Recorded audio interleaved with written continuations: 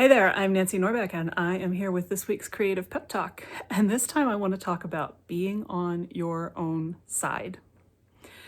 It sounds obvious and self-explanatory that you should be on your own side, but an awful lot of us are not.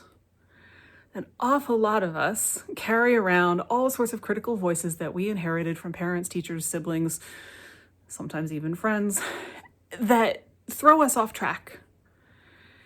And we don't think about it that way because a lot of us don't notice those voices. There's so much a part of who we are that they're like background noise. But the thing is, unlike leaving your TV on for hours while you're doing something else just to have noise going on, or the radio or whatever, they make an impression. They seep in whether we realize it or not.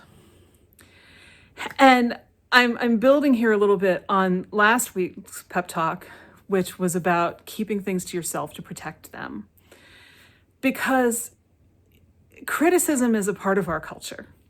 If you go back and listen to my first interview with Nina Hart, you will notice that we talk a lot about criticism culture. There is a phenomenon in our culture that seems to think that it's a great thing to just tear everybody down all the time. And again, there is constructive criticism and there's destructive criticism. And so you need to know the difference. But even constructive criticism sometimes, depending on how it's delivered, can really mess with you. So you need to have a core strength in yourself. And to give you an illustration, I met a young woman online a few years ago who was thinking about becoming an actress, but she was trying to talk herself out of it. And I talked to her because, boy, when I was her age, I would have loved to do the same thing. And I offered her perspective from a couple decades on.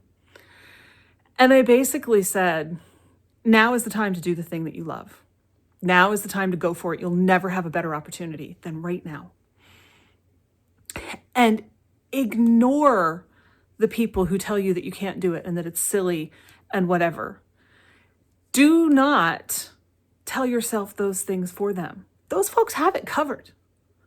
They have got the whole criticism, dragging you down, dream wrecking thing. They've got it down pat. They don't need your help.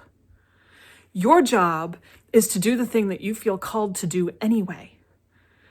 It could be that in 4 or 5 years, you decide this isn't for you after all, and that's fine, but at least you'll know you tried.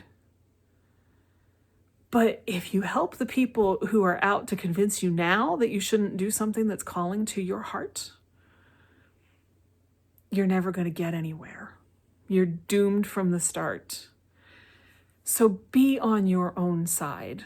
Understand that those people have a purpose. Maybe it's to keep you centered. Maybe it's to keep you from going too far in one direction before you're ready to go there. Maybe their purpose is not actually a valuable one. Only you can say that. But you need to be on your side. You need to have your single-minded vision and go for it.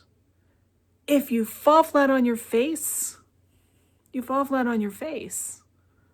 But isn't that better than knowing that you talked yourself out of ever trying to do the thing that you love at all? I think it is. And I hope that you will find ways to be on your own side. A really good one is just to respond to those comments, whether you say it out loud or just in your head, with, so what? Doing it anyway. But you can come up with other comebacks. You can find other ways to sit in the energy of being on your own side, just like you would be for somebody else you thought deserved some backup. So I invite you to give that a try.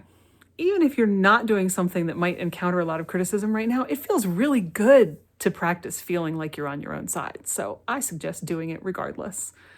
But in any case, in the creative process, have your own back. Be on your own side. Don't let anybody derail what you know is true for you. And with that, I will see you next time.